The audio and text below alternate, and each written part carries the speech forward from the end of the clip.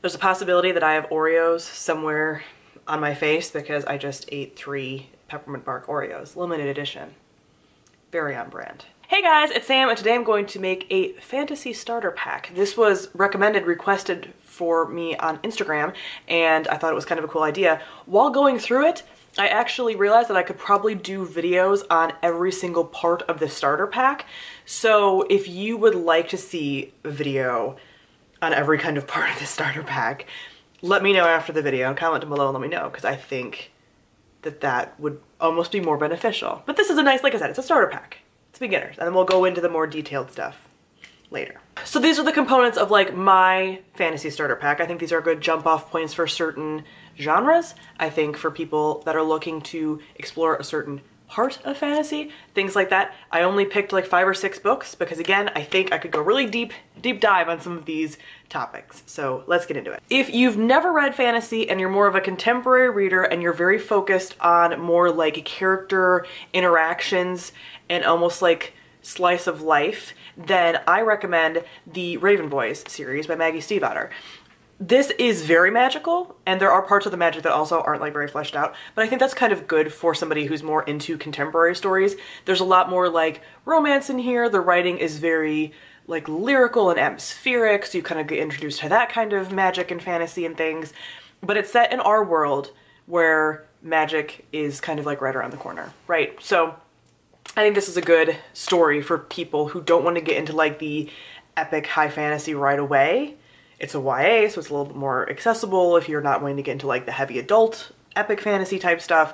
And again, takes place in our world, so you don't have to deal with the world building of a fantasy world. I was then going to talk about books that are good crossover books if you read YA fantasy and want to get into more adult fantasy, but I've done a whole video on that. So I'm going to link that on the screen. I've already dive deep into that topic, so check that out if you're into fantasy but want to get into more adult fantasy and want some books that will help you cross that gap. Then if you want to dip your toes into more like epic fantasy or just bigger worlds, more interconnected worlds, and or more elaborate magic systems, I recommend starting with Brandon Sanderson.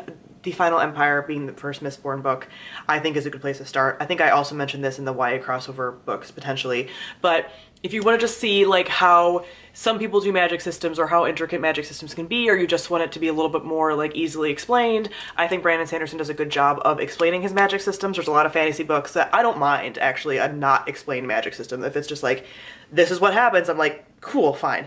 I mean, like Harry Potter doesn't have that well of a described magic system. So if you want a magic system that's a little bit more like well-defined, then I think getting into this kind of magic system like a Brandon Sanderson would be good. You don't have to go with the Final Empire or Mistborn. I think it's a good starting point. It tends to be pretty universally well-liked, but really any of his books besides like, I wouldn't recommend someone starting with like Way of Kings and like some of those like really huge ones, but like Elantris, Mistborn, Warbreaker, any of those adult fantasies that he's written would be a good kind of jumping off point for learning a little bit more about like magic systems, and if magic systems and elaborate magic systems are something that you're looking for. Then if you currently read adult literary fiction and you want to maybe dip your toes in fantasy, I recommend Erin Morgenstern, BBs. That is The Night Circus and Now the Starless Sea. She is a literary fiction fantasy writer. Her books read like literary fiction with fantasy elements. They're beautiful, they're gorgeous, they're stunning, they're wonderful. They're my favorite books. So I really recommend her if you are, again, more into more like lit fic.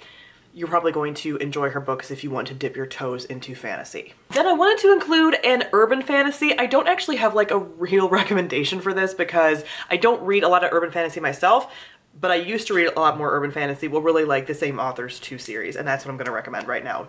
Do I recommend them in the way that they're flawless? No. A lot of urban fantasy is very problematic. Urban fantasy or contemporary fantasy is more fantasy that takes place in our world and has more like paranormal and fantastical type creatures and magics and things in our world, usually taking place in an urban city environment.